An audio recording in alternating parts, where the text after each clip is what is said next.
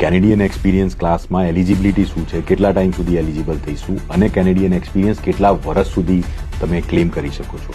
So let's talk about the first question today. Canadian experience ક્લાસની eligibility is last 3 યર્સમાં 1 year experience જોઈએ. So technically કોઈએ work permit પર work experience પૂરો કર્યો એના પછી 2 વર્ષ સુધી એપ્લિકેન્ટ એલિજિબલ છે અંડર સીઈસી. ત્રીજા વર્ષે 1 યરની કન્ડિશન મીટ નહીં થાય એટલે that applicant might not be eligible if in case applicant is meeting this conditions all together four CEC draw. Second thing જ્યારે આપણે વાત કરીએ દેટ ઇઝ કે કેટલા ટાઈમ સુધી તમે તમારો કેનેડિયન એક્સપિરિયન્સના પોઈન્ટ ક્લેમ કરી શકો છો. કેનેડિયન એક્સપિરિયન્સના પોઈન્ટ્સ તમે 10 વર્ષ સુધી કરી શકો છો. સો અત્યારે 2026 થયું, 2016થી લઈને અત્યાર સુધીમાં તમારો જેટલો એક્સપિરિયન્સ હોય એટલો તમે ક્લેમ કરી શકો. 1 વર્ષના પોઈન્ટ મળે, 2 વર્ષના મળે, 3, 4, 5 વર્ષ સુધીના મેક્સિમમ આઉટ કરો છો તમે 5 વર્ષ પર કેનેડિયન એક્સપિરિયન્સના પોઈન્ટ્સ પર.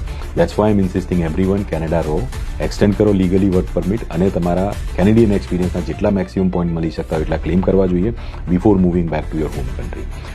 Don't make this mistake of living Canada. જો કેનેડા રહેવા માટે કેનેડા આવ્યા છો, જો તમે કેનેડા રહીને ફોરેન એક્સપિરિયન્સ લઈ શકતા હો તો પછી પાછા જવાની જરૂર શું છે? વર્કર સ્ટેટસ લો, વર્ક પરમિટ પર કામ કરો, કેનેડિયન એક્સપિરિયન્સ લો, જોડે જોડે ફોરેન એક્સપિરિયન્સ લો, and it's win win in all the ways. Think about it.